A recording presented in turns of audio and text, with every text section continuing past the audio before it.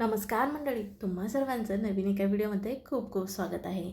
तर तुम्ही म्हणाल खजूरमध्ये अंडी टाकून ही कुठली रेसिपी, पण आज आपण का नाही अगदी मऊ लुसलुशीत साखर गूळ ह्याचा न वापर करताना रेसिपी करणार आहोत. एकदा केलात ना तर पुन्हा तुम्ही केल्याशिवाय राहणार नाही, इतकी जबरदस्त रेसिपी आहे. आता ही नेमकी काय असेल पाहण्यासाठी व्हिडिओ मात्र कुठे स्किप न करता शेवटपर्यंत बघा. चला मग सुरुवात करूया. आता सुरुवातीला आपल्याला लागणार आहेत अंडी. तर इथं 2 अंडी ना एका वाटीमध्ये फोडून घेत आहे आणि पुढे कुठे वापरायचे ते सांगतेच. आणि अंडी जरी नसेल वापरायचं त्याच्याऐवजी काय वापरायचं ते सुद्धा सांगते. तर हे जरा बाजूला ठेवूयात आपण. आता इथं घेतलेलं आहे खजूर. तर खजूरमधले बघा ऑलरेडी अगोदरच बी काढलेले आहे. आपल्याला ना बारीक बारीक हा खजूर चिरून घ्यायचा आहे. अगदी आपण नेहमी जो खजूर खाण्यासाठी आणतो बघा त्याच्यातले तुम्ही बी काढून बारीक बारीक चिरून घेतला तरीसुद्धा चालेल. किंवा मार्केटमध्ये ना अगोदरच बी काढलेला खजूर असतो, तो तुम्ही इथे वापरू शकता. किंवा खजूर नसेल वापरायचा ह्याच्या ठिकाणी काय वापरायचं ना ते सुद्धा मी सांगते. आता एकदम सर्व बारीक बारीक हे चिरून झालं आहे. आता आपण एका वाटीमध्ये काढून ना बाजूला ठेवूयात. आता ह्याचं प्रमाण तुम्ही तुमच्या आवडीनुसार कमी अधिक करू शकता. साधारण 1 पाऊण वाटी इतका हा मी खजूर घेतला आहे. आता इथं काही थोडे ड्रायफ्रूट घेते. ड्रायफ्रूटमध्ये बघा अक्रोड, काजू, बदाम इतकेच घेतलेत. आणखीन तुम्हाला कुठले ड्रायफ्रूट आवडत असतील ते इथं तुम्ही वापरू शकता. आता हे बारीक बारीक आपण ना चिरून घेऊयात.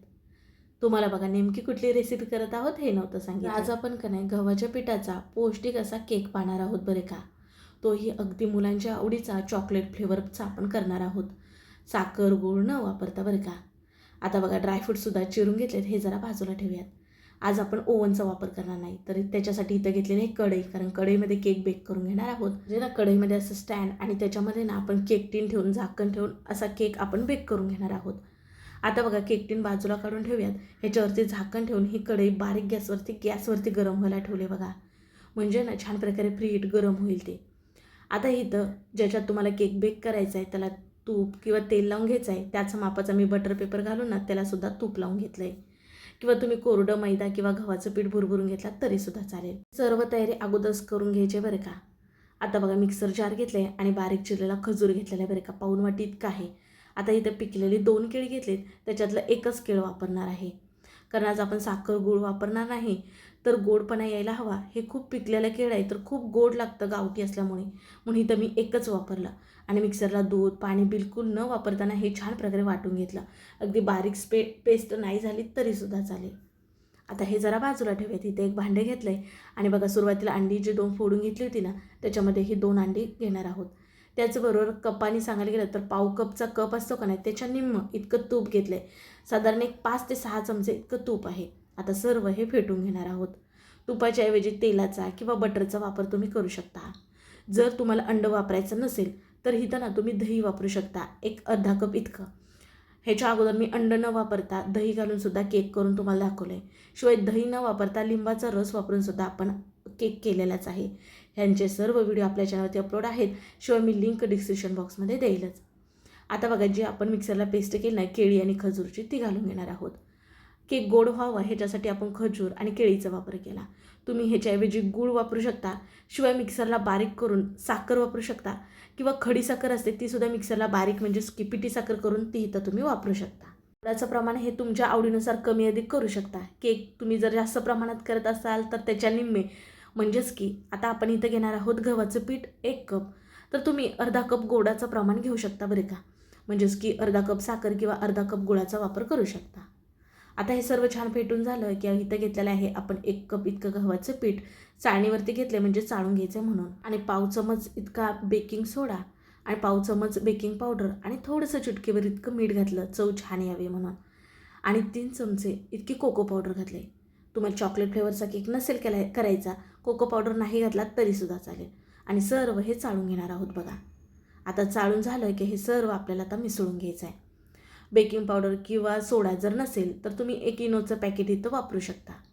थोडंसं चिमूटभर मीठ वापरल्यामुळे का नाही ह्याची चव आणखीन वाढते. गव्हाचं पीठ वापरलं का नाही त्याच्यामुळे थोडंसं चिमूटभर मीठ वापरायचंच, आणखीन पदार्थ छान रुचकर लागतो बघा.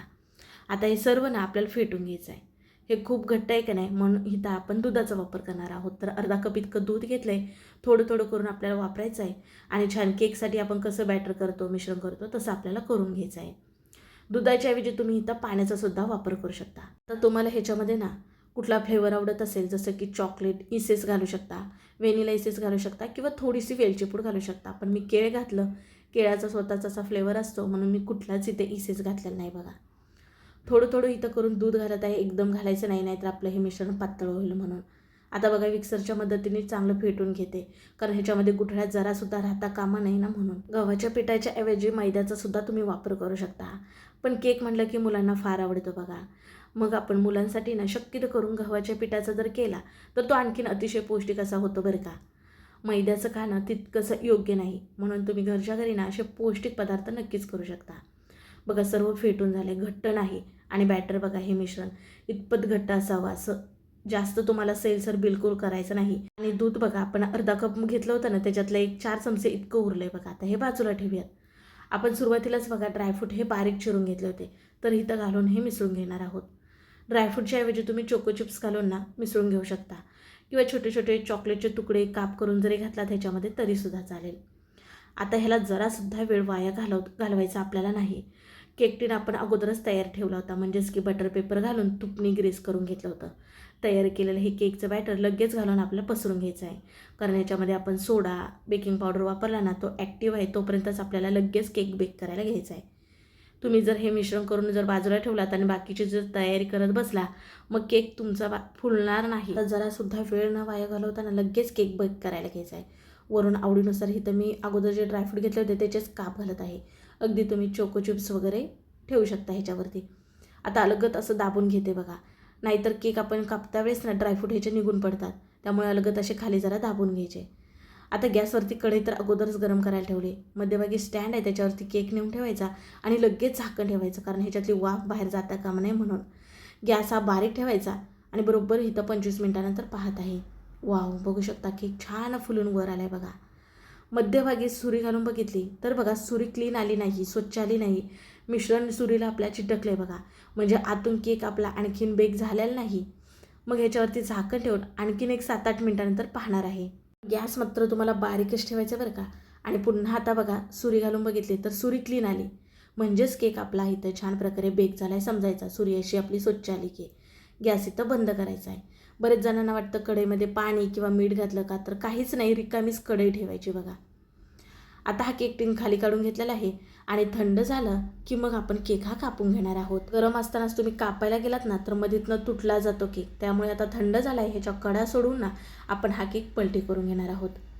ह्याच्या अगोदर बघा मी वेगवेगळ्या प्रकारचे भरपूर असे तुम्हाला केकचे व्हिडिओ शेअर केलेले आहेत.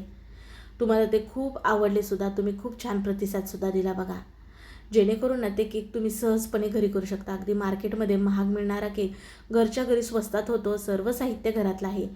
आजसुद्धा आपण केक केला ना, त्याचंसुद्धा सर्व साहित्य अगदी हाताखालचं घरात असणार आहे आणि त्याच्यापासून ना हा परफेक्ट असा केक होतो. तुम्हाला इथनं जवळून दाखवते मी, आतून जाळी बघा आणि स्पॉन्ज बघा, अगदी परफेक्ट असा केक होतो. चवीला देखील खूप भारी लागतो बरं का. तुम्हाला इथं मी कापते वेळेस अंदाज येतच असेल किती छान प्रकारे केक झाला आहे. आता मुलांना शाळेला सुट्ट्या पडल्यात, मग मुलांना केक वगैरे म्हटलं तर फार आवडतात बघा. मग तुम्ही घरच्या घरी असा परफेक्ट केक बनवून देऊ शकता. ह्याच्यामध्ये बिघडण्यासारखं काहीच नाही. बिनधास्तपणे तुम्ही सांगितलेल्या टिप्स वापरून हा केक करू शकता. एकच नंबर होणार. ज्याला कोणाला खायला देईल ना ते तुमच्या केकच्या प्रेमातच पडतील, इतका जबरदस्त लागतो. केक तुम्हाला वरून दाखवला, शिवाय दाबूनसुद्धा दाखवला. आता मोडून दाखवते. वाव, आतून जाळी बघा आणि अगदी बघूनच खाऊ का असाशी केक झालेला आहे आपल्या बघा. मी काही वेगळी सांगायची गरज नाही, तुम्हाला केक पाहूनच अंदाज येत असेल. चला मग आजचा व्हिडिओ कसा वाटला ते सुद्धा कळवा. व्हिडिओ जरासुद्धा आवडला तर पटकन एक लाईक ठोका. व्हिडिओ शेअर करा तुमच्या मित्रमैत्रिणी परिवारामध्ये, म्हणजे ते करून पाहतील. आणि नवनवीन व्हिडिओ पाहण्यासाठी चॅनल आवर्जून सबस्क्राईब करा. चला मग पुन्हा भेटू नवीन रेसिपीमध्ये. तोपर्यंत बाय.